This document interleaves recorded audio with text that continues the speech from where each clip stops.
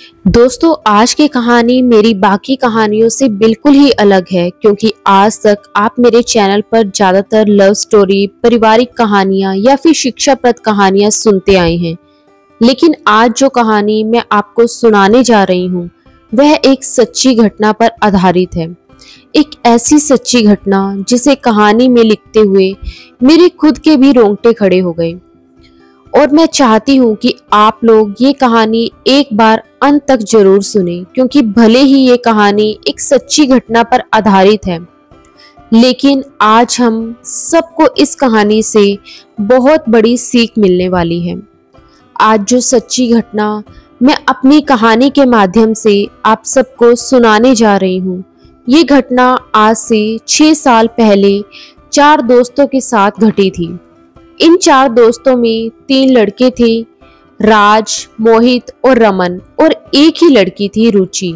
दरअसल राज, मोहित, रमन और रुचि चारों बहुत ही अच्छे दोस्त थे और ये चारों बचपन से ही एक साथ बड़े हुए थे। दोस्ती की शुरुआत सबसे पहले रमन और रुचि से हुई क्योंकि बचपन में रमन को पढ़ाई से एलर्जी थी, इसलिए उसकी नोटबुक हमेशा इनकम्प्लीट ही रहती थी और तब रुचि ही रमन की बुक कंप्लीट करने में मदद करती थी। और कभी कभी तो रमन पूरी बुक रुचि से ही लिखवा लेता था। रमन और रुचि इतने अच्छे दोस्त थे कि कई बार तो रमन की बुक कंप्लीट करने के चक्कर में रुचि अपना होमवर्क भी नहीं कर पाती थी और फिर पनिशमेंट के तौर पर टीचर्स दोनों को ही क्लास के बाहर खड़ा कर देते थे। ऐसे ही एक दिन रमन और रुचि को पनिशमेंट मिली थी और वह दोनों क्लास के बाहर खड़े थे, अपनी सजा काट रहे थे। तभी पास वाले क्लास के टीचर ने 2 लड़कों को पनिशमेंट देकर क्लास से बाहर निकाल दिया था और वो दोनों लड़के राज और मोहित।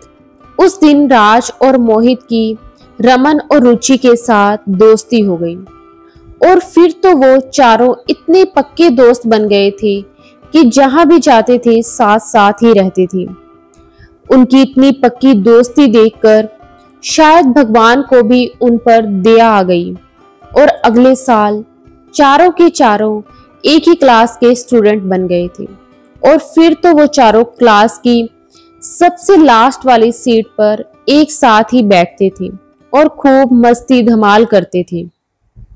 चारों के चारों पढ़ाई भी साथ में ही करते थे और लंच भी साथ में ही करते थे। साथ बैठने और लंच करने तक तो ठीक था, लेकिन राज, मोहित और रमन तो वॉशरूम भी साथ में ही जाते थे।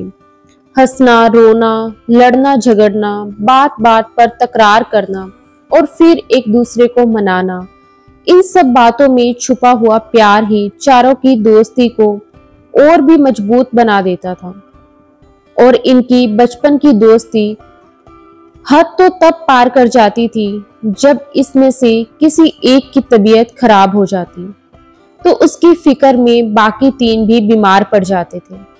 स्कूल से वापस आते वक्त साइकिल तेज चलाने की कंपटीशन करना या फिर अपनी पॉकेट मनी बचाकर साथ में आइसक्रीम और गोलगप्पे खाना, इन चारों दोस्तों के बचपन के ये पल किसी फिल्मी कहानी से कम नहीं होते थे। उन चारों ने एक ही स्कूल से अपनी पढ़ाई पूरी की और फिर अपनी दोस्ती को बरकरार रखने के लिए सबने एक ही कॉलेज में एडमिशन ले लिया। उनके स्कूल और कॉलेज के बाकी बच्चों के तो क्लास, स्कूल और कॉलेज बदलने के साथ साथ उनके दोस्त भी बदलते रहते थे, लेकिन इन चारों दोस्तों ने ना कभी अपने दोस्त बदले और ना ही किसी और को अपने टीम में शामिल होने दिया। बचपन से साथ रहते रहते उन सबको एक दूसरे की ऐसी आदत हो गई थी कि चारों जहां भी जाते थे साथ साथ ही जाते थे। साथ में घूमना फिरना, मौज मस्ती करना, उनके तो जैसे सारे शौक भी एक साथ ही पूरे होते थे। अब तक की जिंदगी में उनका बस एक ही शौक अधूरा था और वह था नाइट आउट पार्टी करना। और इसका कारण ये था कि रुचि के घर वाले उसे नाइट आउट पार्टी की इजाजत नहीं देते थे क्योंकि रुचि अपने तीनों दोस्तों में अकेली ही लड़की थी। जाहिर सी बात है, कोई भी माँ बाप अपनी जवान बेटी को तीन तीन जवान लड़कों के साथ अकेला नहीं छोड़ सकते। हाँ, ये बात अलग है कि अगर रुचि अपनी किसी सहेली के साथ जाना चाहती तो शायद उसके घर वाले उसे जाने देते और उसे मना नहीं करते, क्योंकि रुचि के मम्मी पापा भी आजकल के मॉडर्न ख्यालात वाले लोग में से थे और उन्होंने रुचि पर आज तक किसी भी तरह की कोई भी पाबंदी नहीं लगाई थी। इसीलिए तो रुचि दिन में अपने दोस्तों के साथ जहां चाहे जा सकती थी, लेकिन बात जहां बंद कमरे में लड़कों के साथ अकेले रात बिताने की हो तो कोई भी माँ बाप अपनी बेटी को इस बात की इजाजत नहीं देगा। एक दिन मोहित ने अपने दोस्तों से कहा, यार हमारा बस एक ही शौक अधूरा रह गया है, काश कि हम लोग एक बार नाइट आउट पार्टी कर पाते। तब रुचि ने अपने दोस्तों से कहा, यार अगर तुम लोग मेरा इंतजार कर रहे हो तब तो तुम लोगों का ये शौक कभी पूरा नहीं हो सकता। देखो गाइस, मेरे मम्मी पापा ने मुझे मेरे सारे शौक पूरे करने की इजाजत दे रखी है, लेकिन मैं नाइट आउट पार्टी के लिए उन पर ज्यादा दबाव नहीं डाल सकती, क्योंकि आज तक मेरे मम्मी पापा ने मेरी हर ख्वाहिश पूरी की है और मुझे कभी भी तुम लोगों से दोस्ती करने से नहीं रोका। बदले में मुझे उनकी सिर्फ एक बात ही माननी है कि मैं रात के समय तुम लोगों के साथ कहीं भी अकेली नहीं जा सकती। तब मोहित ने कहा, लेकिन रुचि यार, हम तेरे बगैर पार्टी कैसे कर सकते हैं? बचपन से लेकर आज तक हम जहां भी गए हैं साथ साथ ही गए हैं। तब राज ने रुचि से कहा, रुचि अगर हमारे साथ तुम अकेली लड़की ना हो और हमारे साथ तुम्हारे अलावा एक और लड़की भी हो तो क्या तुम्हारे mummy papa night out party के लिए तुम्हें इजाजत दे देंगे या नहीं? रुचि ने कहा, गाइस मैं श्योर तो नहीं हूं कि मेरे मम्मी पापा तब भी मुझे इजाजत देंगे या नहीं, लेकिन मैं एक बार अपनी मम्मी से बात जरूर कर सकती हूँ। अगर एक बार मम्मी मान गई तो वह पापा को खुद ही मना लेगी। तब राज ने कहा, ठीक है रुचि, एक बार अपनी मम्मी से बात कर ले, अगर उन्होंने इजाजत दे दी तो हम नाइट आउट पार्टी करने के बारे में सोच सकते हैं। राज की इस बात पर मोहित कहने लगा, लेकिन यार हमारे बीच एक और लड़की आएगी कहां से? और सबसे बड़ी बात तो ये है कि अगर कोई लड़की मिल भी गई तो उसके mummy papa night out party के लिए उसे इजाजत देंगे क्या? तब राज ने कहा, गाइस मेरे एक अंकल और आंटी अभी अभी यहाँ शिफ्ट हुए हैं और वह दोनों बिजनेस के सिलसिले में अक्सर घर से बाहर ही रहते हैं। मेरे अंकल की इकलौती बेटी है प्रीति और उसे भी हमारी तरह पार्टियों का बहुत शौक है। अगर एक बार रुचि को उसके घर वालों ने इजाजत दे दी तो हम प्रीति के घर पर नाइट आउट पार्टी का प्लान बना सकते हैं। मैं एक बार प्रीति से भी बात कर लूंगा, लेकिन मुझे पता है कि वह मना नहीं करेगी, क्योंकि प्रीति पहले बहुत ही छोटे शहर में रहती थी और वहां उसके घर के पास कोई क्लब या पब नहीं था। इसलिए वह अपने दोस्तों के साथ अपने घर पर ही ऐसे नाइट आउट पार्टी करती थी। और मजे की बात तो ये है कि प्रीति के घर में हमें ना तो कोई देखने वाला होगा और ना ही कोई रोकने वाला। हम लोग पूरी आजादी से अपनी पार्टी एंजॉय कर सकते हैं। जब राज ने बताया कि प्रीति के घर पर रोकने टोकने वाला कोई भी बड़ा नहीं होता और प्रीति भी इस तरह की पार्टी करती रहती है, तो ये सुनकर राज के दोस्त बहुत खुश हो गए थे, क्योंकि रुचि के ना आने की वजह से आज तक राज, मोहित और रमन भी कभी किसी क्लब या पब में नहीं गए थे। नाइट आउट पार्टी का शौक तो सबको था, लेकिन सब लोग ऐसे ही मौके की तलाश में थे कि रुचि को उसके घर वालों की इजाजत भी मिल जाए और वह सब साथ में मिलकर किसी सुरक्षित जगह पर अपनी पार्टी भी एंजॉय कर सके। और आज इन सबको ये मौका मिल गया था। बस अब इंतजार था तो रुचि के घर वालों का मान जाने का।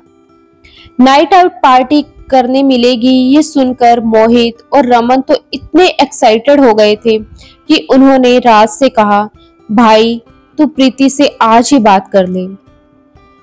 अगली बार प्रीति के घर वाले जब कभी भी बाहर जाएं और उसे पार्टी करने का मौका मिले तो वो हमें जरूर बताए। और हाँ राज, तुझे और प्रीति को 1 रुपया भी खर्च करने की जरूरत नहीं है, क्योंकि वो पार्टी हमारी तरफ से होगी। पार्टी में किसे क्या चाहिए उसकी पूरी लिस्ट तैयार रखना, पार्टी का सारा इंतजाम हम करेंगे। एक तरफ जब रुचि ने अपनी मम्मी से पार्टी के बारे में बात की तो ये सुनकर कि रुचि अकेली नहीं है और पार्टी में प्रीति भी शामिल होगी, रुचि की मम्मी ने उसे पार्टी में जाने की इजाजत दे दी। तो वहीं दूसरी ओर राज ने जब अपनी कजन प्रीति से पार्टी के बारे में पूछा तो वो खुशी से उछल पड़ी थी, क्योंकि प्रीति को पार्टियों का बहुत शौक था। लेकिन इस वक्त इस नए शहर में उसके साथ पार्टी करने वाला कोई भी नहीं था। प्रीति ने राज से कहा कि जैसे ही उसे पता चलता है कि उसके मम्मी पापा अगली बार कब शहर से बाहर जाने वाले हैं तो वह तुरंत ही उसे खबर कर देगी। और फिर प्रीति को पता चला कि उसके मम्मी पापा ठीक 1 हफ्ते के बाद अपने काम के सिलसिले में 2 दिन के लिए शहर से बाहर जाने वाले हैं। प्रीति ने फोन करके ये खबर राज को बता दी और राज ने अपने दोस्तों से कहा, गाइस 1 हफ्ते के बाद प्रीति के मम्मी पापा 2 दिन के लिए शहर से बाहर जाने वाले हैं। अगर तुम सब लोग पार्टी के लिए रेडी हो तो प्रीति को भी एक बार कंफर्म बता देता हूँ, क्योंकि पार्टी उसके घर पर है तो उसे बताना जरूरी है। तब रमन ने खुशी से उछलते हुए कहा, राज पूछ क्या रहा है यार, हम सब तो कब से रेडी हैं। तू अभी के अभी फोन करके प्रीति को बता दे कि हम सब उसके घर नाइट आउट के लिए आ रहे हैं। राज ने जब प्रीति को फोन करके बताया कि वह सब उसके घर पार्टी के लिए आ रहे हैं तो प्रीति ने भी खुश होते हुए कहा, बिंदास आ जाओ यारो, लेकिन हाँ मम्मी पापा की फ्लाइट 8 बजे की है तो तुम लोग 8 बजे के बाद ही आना। राज ने प्रीति से कहा, ठीक है फिर प्रीति, हम 8 बजे के बाद आ जाएंगे, लेकिन तुम हमारे खाने पीने के लिए तकलीफ मत उठाना, क्योंकि खाने पीने का इंतजाम मेरे दोस्त करने वाले हैं। रुचि की मम्मी तो पहले ही इजाजत दे चुकी थी और फिर जब 1 हफ्ते बाद पार्टी के लिए जाना था तब राज, रमन और मोहित ने भी अपने घर से बात कर ली। तीनों के घर वालों ने कोई भी इतराज नहीं किया, क्योंकि वे सब अब कॉलेज के फाइनल ईयर में थे और इतने बड़े बच्चों को कोई माँ बाप ना भी तो नहीं कर सकते। और फिर ठीक 1 हफ्ते के बाद सब मिलकर रात के करीब 8:30 बजे प्रीति के घर पहुंच गए थे। राज के दोस्त पहली बार प्रीति से मिल रहे थे और छोटे शहर से आने के बावजूद भी प्रीति बहुत ही मॉडल और स्टाइलिश लड़की थी। प्रीति को देखते ही ऐसा लग रहा था कि वह बहुत ही बिंदास टाइप की है और बहुत ही ओपन माइंडेड लड़की है। प्रीति राज के दोस्तों से पहली बार मिल रही थी, लेकिन कुछ ही पलों में वह सबके साथ ऐसे घुल मिल गई थी जैसे वह बचपन से ही उनकी दोस्त रही हो। प्रीति के घर पहुंचते ही राज और उसके दोस्तों ने और प्रीति ने मौज मस्ती करना शुरू कर दी और मौज मस्ती के साथ साथ शराब पीना और नाचना गाना भी शुरू हो चुका था। सब लोग पार्टी करने में इतने मशगूल हो गए थे कि उन्हें वक्त का कुछ पता ही नहीं चला। रात के करीब 11:30 बज चुके थे, लेकिन किसी को खाने पीने का कोई होश ही नहीं था। लेकिन जब ड्रिंक्स खत्म होने आई तब रमन ने कहा, चलो गाइस एक काम करते हैं, आज हम सब मिलकर ट्रूथ एंड डेयर गेम खेलते हैं। बस फिर क्या था, सब लोग तैयार होकर एक सर्कल बनाकर बैठ गए और ट्रूथ एंड डेयर गेम खेलना शुरू कर दिया। रमन के पास में ही एक खाली बियर की बोतल पड़ी थी और गेम शुरू करने के लिए उसने उसी बियर की बोतल को घुमाना शुरू कर दिया। किसी को ट्रूथ मिल रहा था तो किसी को डेयर, और इसी तरह हर कोई अपना अपना टास्क पूरा कर रहा था। अपना टास्क पूरा करने के लिए कोई किसी को प्रपोज कर रहा था तो कोई अपनी लाइफ के सीक्रेट्स बता रहा था, और फिर गेम एंजॉय करते करते उन्हें इस बात का पता ही नहीं चला कि कब रात के 12:30 बज गए। लेकिन अभी तक एक बार भी प्रीति की बारी नहीं आई थी कि उसे ट्रूथ करना है या डेयर। अभी तक तो प्रीति जीतती ही जा रही थी कि तभी अचानक ही बोतल का मुंह प्रीति के सामने आ गया, और अब बारी प्रीति के ट्रूथ या डेयर करने की थी। अभी तक की बातचीत के दौरान सबको इतना तो समझ आ ही गया होगा कि प्रीति बहुत ही डेयरिंग लड़की थी, और अब जब बात प्रीति के ट्रूथ एंड डेयर करने की आई तो चारों प्रीति पर टूट पड़े और कहने लगे कि तुम अपने आप को बहुत डेयरिंग लड़की मानती हो ना, तो आज तुम्हें सबसे खतरनाक वाला डेयर करके दिखाना होगा।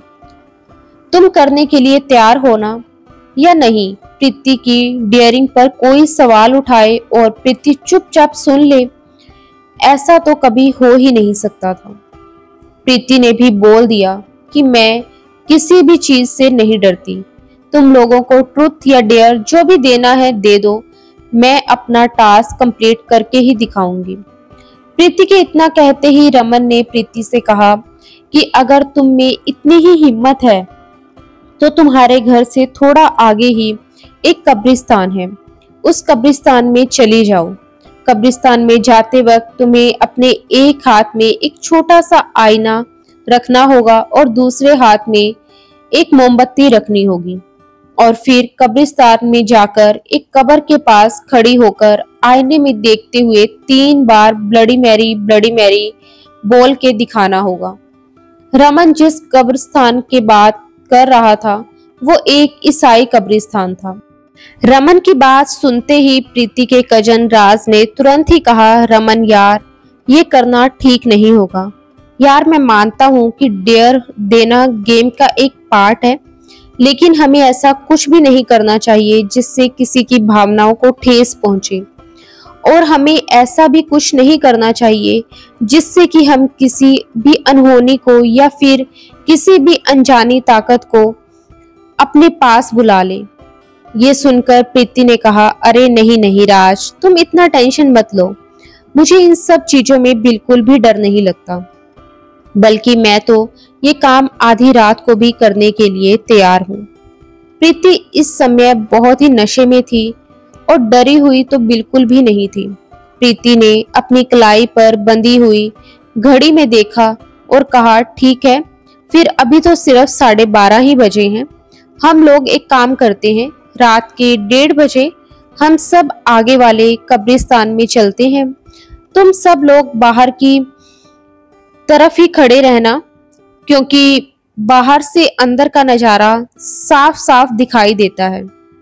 मैं मोमबत्ती और छोटा सा आईना लेकर अंदर जाऊंगी और एक कब्र के पास खड़ी होकर 3 बार ब्लडी मैरी बोलकर अपना चैलेंज पूरा करके दिखाऊंगी।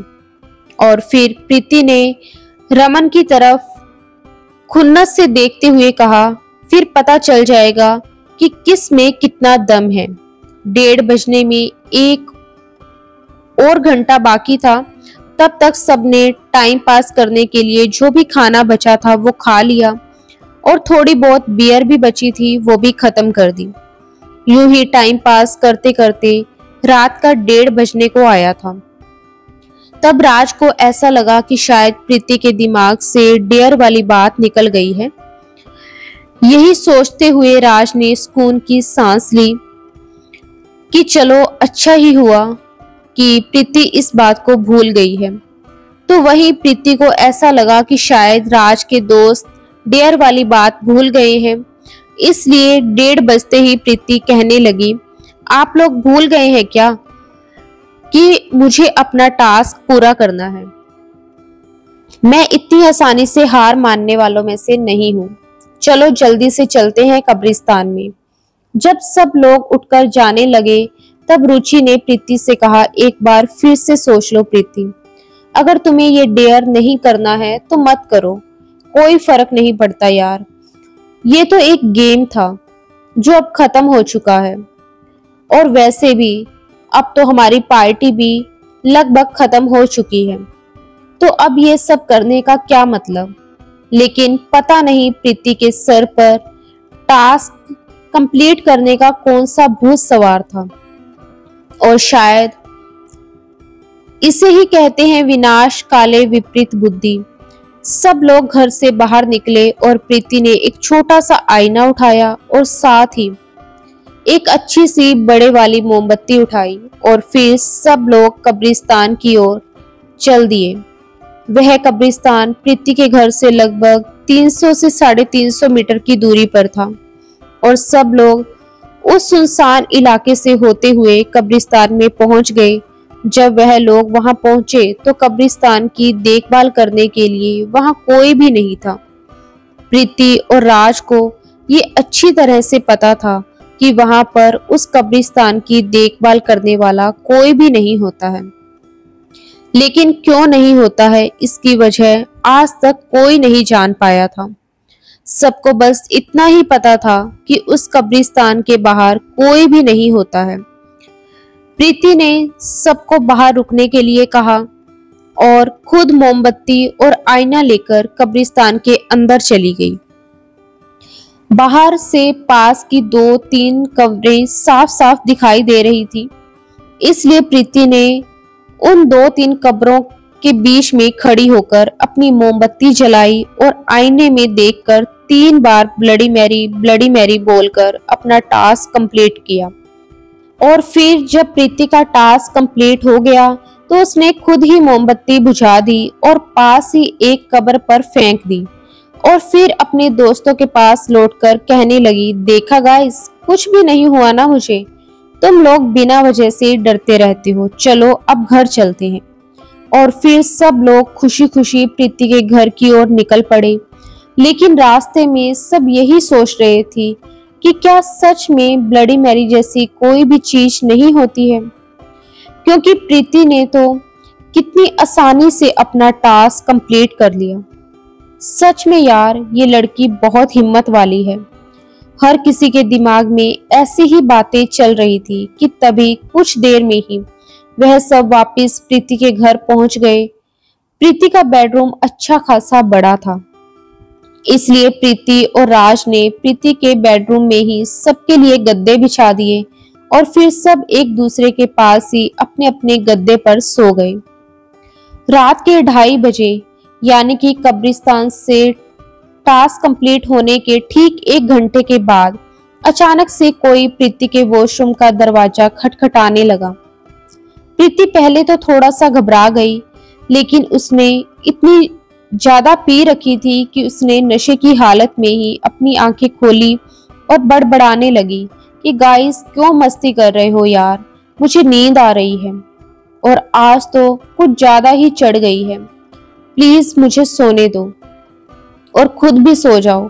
जैसे ही प्रीति नींद में बड़बड़ाने लगी तो उसकी आवाज सुनकर उसके बगल में सो रही रुचि की आंख खुल गई।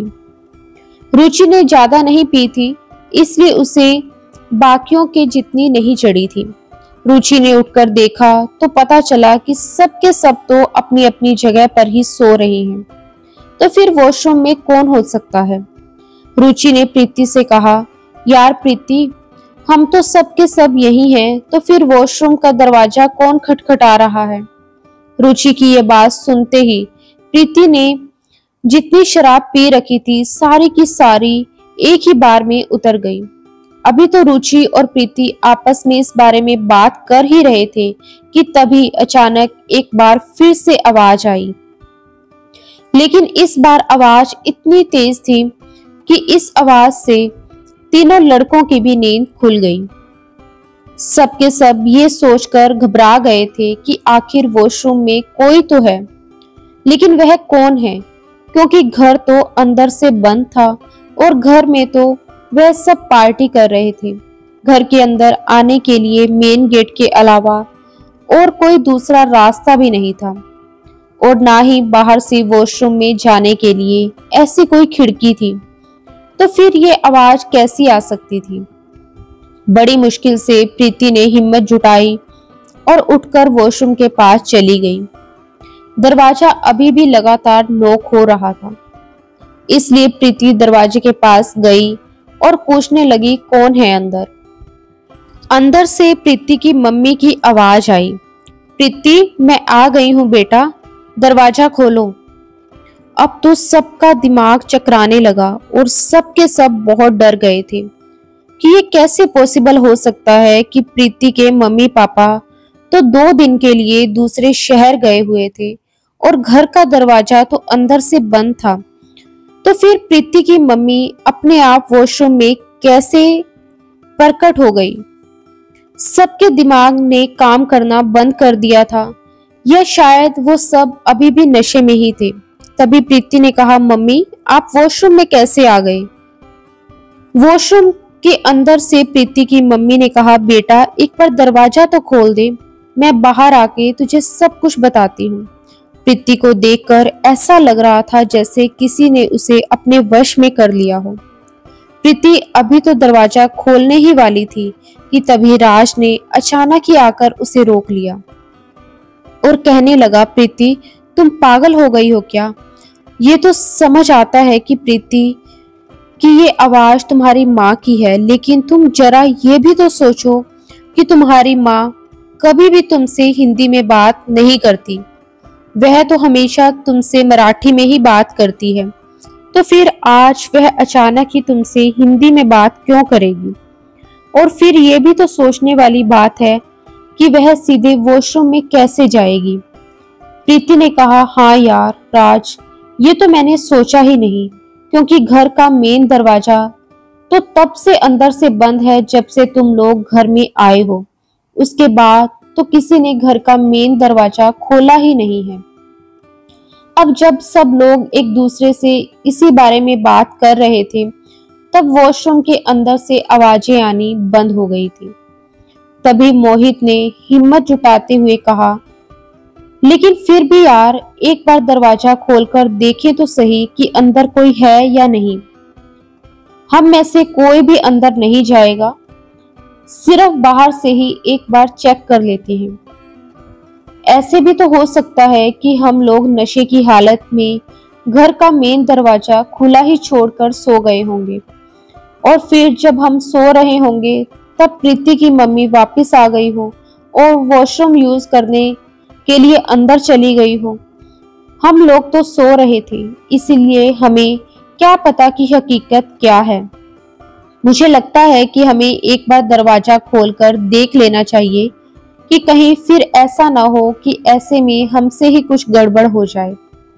मोहित की बात सुनकर प्रीति अपनी माँ के लिए परेशान हो गई और सब लोग मोहित की बात मानने के लिए तैयार हो गए, लेकिन किसी ने एक बार भी ये नहीं सोचा कि जब कोई बाहर से वॉशरूम के अंदर गया है तो वॉशरूम का दरवाजा बाहर से कैसे बंद हो गया। लेकिन देखा जाए तो कसूर इन सबका भी नहीं था, क्योंकि सारा कसूर तो उस शराब के नशे का था जो उन सब के दिमाग पर छाया हुआ था। इसीलिए सबको बस यही लग रहा था कि ये भी हो सकता है, वह भी हो सकता है। 5 मिनट तक यही सारी बातें चलती रही, लेकिन फिर 5 मिनट के बाद प्रीति से रहा नहीं गया और उसने वॉशरूम का दरवाजा खोल दिया। जैसे ही वॉशरूम का दरवाजा खुला और प्रीति ने अंदर देखा तो अंदर कोई भी नहीं था। लेकिन हाँ, जैसे ही दरवाजा खुला तो एक ठंडी हवा का झोंका इन सब को छूते हुए पूरे कमरे में फैल गया।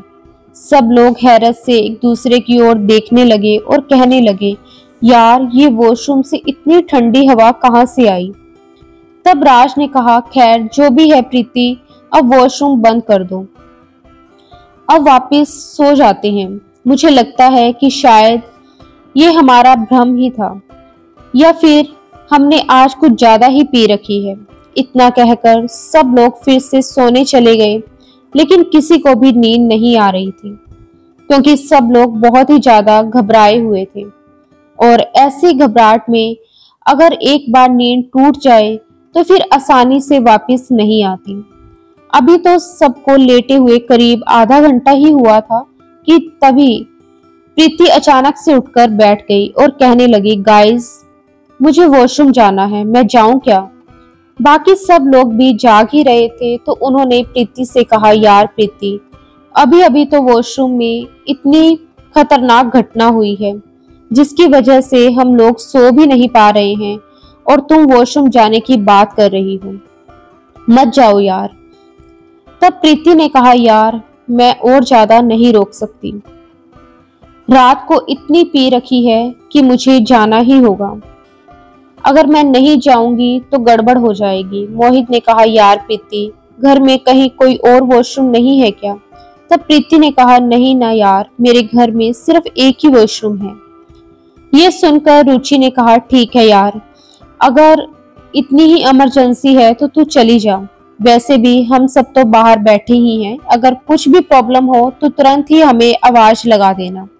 रुचि की बात सुनकर सब लोग उसे हैरत से देखने लगे और कहने लगे, यार रुचि, तू पागल हो गई है क्या? इतनी बड़ी घटना घटने के बाद भी तू ऐसा बोल कैसे सकती है?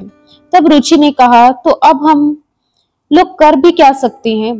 प्रीति ने अभी अभी कहा ना कि वह 20 मिनट से कंट्रोल कर रही है, लेकिन अब इससे ज्यादा वह कितना कंट्रोल कर सकती है? वैसे भी तुम लोगों को शायद नहीं पता होगा, मगर लड़कियां ज्यादा देर तक कंट्रोल नहीं कर पाती हैं। प्रीति ने कहा, हाँ गाइस, रुचि सही कह रही हो, अब तो मुझे जाना ही पड़ेगा। इतना कहकर प्रीति ने वॉशरूम का दरवाजा खोला और अंदर चली गई। वॉशरूम जाने के लिए 5 मिनट लगने चाहिए थे, ज्यादा से ज्यादा 10 मिनट लगने चाहिए थे, लेकिन अब तो 15 से 20 मिनट होने को आए थे, मगर प्रीति वॉशरूम से बाहर ही नहीं आई। बाहर बैठे हुए सब लोग हैरत से एक दूसरे की तरफ देखने लगे और कहने लगे, यार ये प्रीति बाहर क्यों नहीं आ रही है? मोहित घबराते हुए रुचि की तरफ देखने लगा और कहने लगा, रुचि यार, जरा प्रीति को आवाज तो लगा, कहीं वह अंदर सो तो नहीं गई। रुचि कांपते हुए कदमों से वॉशरूम के पास पहुंची और कहने लगी, प्रीति बाहर आ जाओ। प्रीति, बहुत देर हो गई है। अंदर से प्रीति का कोई रिस्पॉन्स नहीं मिला तो रुचि ने जोर से दरवाजा खटखटाते हुए कहा, प्रीति कहीं तुम अंदर सो तो नहीं गई हो? लेकिन फिर भी प्रीति ने कोई रिस्पॉन्स नहीं दिया। अब तो सब लोग और भी ज्यादा घबरा गए और सोच में पड़ गए कि आखिर प्रीति को हो क्या गया है, वह कोई रिस्पॉन्स क्यों नहीं दे रही। सब के सब उठ खड़े हुए और वॉशरूम के पास आकर कहने लगे, देखो प्रीति, ये कोई मजाक का वक्त नहीं है, जल्दी से दरवाजा खोल दो और बाहर आ जाओ। लेकिन अब तो ऐसा करते करते 15 से 20 मिनट और भी बीत गए, यानी कि कुल मिलाकर अब तो प्रीति को वॉशरूम गए हुए 35 से 40 मिनट होने को आए थे, लेकिन ना तो प्रीति बाहर आई और ना ही उसका कोई भी रिस्पॉन्स मिलता है। तब रमन, राज और मोहित एक दूसरे की तरफ देखने लगे और आखिरकार उन्होंने ये डिसाइड किया कि अब हमें दरवाजा तोड़ देना चाहिए। कहीं ऐसा तो नहीं कि प्रीति अंदर बेहोश हो गई हो या फिर उसे कुछ हो गया हो। फ्लैट सिस्टम में वॉशरूम के दरवाजे इतने मजबूत तो होते नहीं हैं। आजकल तो वॉशरूम के दरवाजे हल्के फुल्के सनमाइकों से ही बने होते हैं, जिसे 2-4 लात मारो तो टूटकर गिर जाते हैं। उसी तरह यहाँ भी तीनों लड़कों ने मिलकर दरवाजे पर 2-4 लात मारी तो दरवाजा धमाके के साथ टूटकर अंदर की तरफ गिर गया। लेकिन जैसे ही दरवाजा टूटकर गिरा तो सबके मुंह से जोर से चीख निकल गई, क्योंकि किसी को भी इस बात की उम्मीद ही नहीं थी कि अंदर का मंजर देखकर सबके सब इतने घबरा गए थे कि सबके माथे से पसीना आने लगा था, क्योंकि अंदर तो कोई था ही नहीं। सब हैरानी से एक दूसरे की ओर देखने लगे और सबके चेहरे पर पसीने के साथ साथ एक ही सवाल था कि प्रीति वॉशरूम के अंदर से गई तो गई कहाँ, क्योंकि वॉशरूम तो अंदर से बंद था और प्रीति सबके सामने ही वॉशरूम में गई थी। लेकिन अब जब देखा तो अंदर कोई भी नहीं था। प्रीति का कजन राज आगे बढ़ा और एक बार फिर से ठीक से वॉशरूम को चेक करने लगा कि कहीं वॉशरूम से निकलने का कोई दूसरा दरवाजा तो नहीं है। लेकिन जब राज ने देखा तो पता चला कि वॉशरूम तो चारों तरफ से दीवारों से पैक था। बस एक छोटे से एग्जॉस्ट फैन के ऊपर एक छोटी सी खिड़की बनी हुई थी। इसके अलावा वॉशरूम से बाहर जाने का कोई और ऑप्शन ही नहीं था। ये सब देखकर रुचि के मुंह से जोर से चीख निकल गई और तब राज ने सबसे कहा, गाइस जितनी जल्दी हो सके हमें यहाँ से निकल जाना चाहिए, यहाँ कुछ तो बहुत बड़ी गड़बड़ है। राज के इतना कहते ही मोहित ने बाहर आकर जल्दी से अपनी गाड़ी स्टार्ट कर दी और सब लोग वहां से भाग निकले। अगले दिन का सूरज निकला, लेकिन किसी की भी हिम्मत नहीं हुई कि एक दूसरे को फोन करके ये पूछ सकें कि आखिर रात को हुआ क्या था। लेकिन आखिर कितने दिनों तक बात नहीं करते, क्योंकि पता तो सबको करना ही था कि उस रात क्या हुआ था। इसलिए सबने मिलकर राज को कॉन्फ्रेंस कॉल किया। तब राज ने बताया, नहीं यारो, प्रीति की अभी तक कोई भी खबर नहीं मिली है। प्रीति के मम्मी पापा ने फोन पर मुझसे बात करने की कोशिश की तो मेरे पास उनके सवालों का कोई भी जवाब नहीं था। इसलिए मैंने उन्हें पूरी सच्चाई बता दी। मेरी सारी बातें सुनने के बाद उन्होंने मुझसे कहा कि कुछ भी हो जाए लेकिन हम अपनी बेटी का पता लगाकर ही रहेंगे, और इतना कहकर उन्होंने फोन काट दिया। लेकिन उस दिन के बाद मेरी प्रीति के मम्मी पापा से भी कोई बात नहीं हुई। उसी रात को प्रीति के मम्मी पापा से मेरी आखिरी बार बात हुई थी, क्योंकि उस दिन के बाद उन दोनों का मोबाइल भी बंद आ रहा है और उन दोनों की भी कोई खबर नहीं कि वह दोनों कहाँ चले गए हैं। और फिर इस घटना को दिन, महीने और साल बीतते गए और आज 2025 में उस घटना को पूरे 6 साल हो चुके हैं। लेकिन इन 6 सालों में ना तो प्रीति का पता चल पाया है और ना ही उसके मम्मी पापा का, और अब तो उनका वो घर भी खंडर में तब्दील हो चुका है। प्रीति के कजन राज का परिवार इसी शहर में रहता है, इसलिए कभी कभी वह लोग दिन के समय जाकर घर की साफ सफाई कराते हैं, लेकिन रात के समय उस घर में जाने की किसी की भी हिम्मत नहीं होती। वो लोग घर की साफ सफाई भी इसी उम्मीद में कराते हैं कि कभी तो प्रीति और उसके मम्मी पापा का पता चल जाएगा।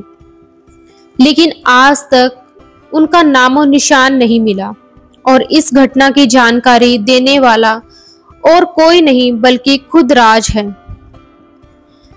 जो खुद उस दिन वहां पर मौजूद था जब यह घटना घटी थी। दोस्तों, मुझे पूरा यकीन है कि मेरी इस वीडियो को देखने के बाद अगर आपको अपनी जिंदगी में कभी भी अपने दोस्तों के घर जाकर नाइट आउट पार्टी करने का ख्याल भी दिमाग में आएगा, ना तो आपको एक ऐसा डर लगेगा कि आप उस पार्टी में जाने से पहले एक बार नहीं 100 बार सोचेंगे। इस घटना को सुनाने का मेरा मकसद किसी को डराना या फिर किसी की भावनाओं को ठेस पहुंचाने का नहीं है, बल्कि मैं तो अपनी इस वीडियो के माध्यम से सबको बस यही बताना चाहती हूँ कि हमें अपना साहस दिखाने के लिए कभी भी ऐसा कोई काम नहीं करना जिसका परिणाम हमारे साथ साथ हमारे परिवार को भी भुगतना पड़े, जैसा कि प्रीति के परिवार को भुगतना पड़ा है। जय श्री राम दोस्तों, उम्मीद करती हूँ कि आपको हमारी कहानी पसंद आई होगी। अगर कहानी अच्छी लगी हो तो वीडियो को एक लाइक करके कमेंट में जय श्री राम या राधे राधे जरूर लिखें।